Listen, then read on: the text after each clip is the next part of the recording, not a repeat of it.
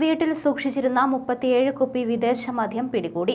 Christmas new year പ്രമാണിച്ച് കൊല്ലം excise സംഘം നടത്തിയ തിരച്ചിലാണ് വീട്ടിൽ സൂക്ഷിച്ച നിലയിൽ 37 കുപ്പി വിദേശ മദ്യം പിടികൂടിയത്.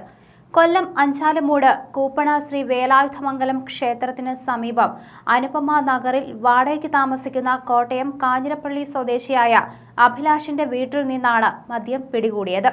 വ്യാജമദ്യം സൂക്ഷിക്കുന്നു എന്ന വിവരം കൊല്ലം എക്സൈസ് ഇന്റലിജൻസ് പ്രിവന്റീവ് ഓഫീസർ ശ്രീകുമാറിന് ലഭിച്ച രഹസ്യ വിവരത്തിന്റെ അടിസ്ഥാനത്തിലാണ് മദ്യം പിടികൂടിയത്. ഈ സമയം അഭിലാഷ് വീട്ടിൽ ഇല്ലായിരുന്നു. ഇയാൾക്കായി തിരച്ചിൽ ആരംഭിച്ചിട്ടുണ്ട്. പുതുച്ചേരിയിൽ 150 രൂപയ്ക്ക് കിട്ടുന്ന മദ്യം ഇവിടെ എത്തിച്ച് 500-600 രൂപയ്ക്ക് വിൽക്കാനായിരുന്നു പദ്ധതിയിട്ടിരുന്നത്. എക്സൈസ് റേഞ്ച് ഇൻസ്പെക്ടർ വിനോദ് ശിവറാമിന്റെ നേതൃത്വത്തിലായിരുന്നു പിടികൂടിയത്. കൊല്ലം IB പ്രിവൻറ്റീവ് ഓഫീസർ ശ്രീകുമാറിന് കിട്ടിയ രഹസ്യവിവരത്തിൻ്റെ അടിസ്ഥാനത്തിൽ ഞാനും പാർട്ടിയും കൂടി കൊല്ലം ഉപ്പണ ദേശത്ത് അഭിലാഷിൻ്റെ വീട്ടിൽ നടത്തിയ പരിശോധനയിലാണ് പോണ്ടിച്ചേരി നിർമ്മിതമായ വിദേശ മദ്യമായ കേരള കോക്കനട്ട് സെലിബ്രേഷൻ റം കിട്ടിയത്. 37 കുപ്പികളായി 18 ലിറ്റർ വിദേശ മദ്യം ഉണ്ടായിരുന്നു. പ്രതി സ്ഥലത്തിലെത്താൻ അറസ്റ്റ് ചെയ്തിട്ടില്ല. ടിയാൻ്റെ പേരിൽ കേസെടുത്തിട്ടുള്ളതാണ്.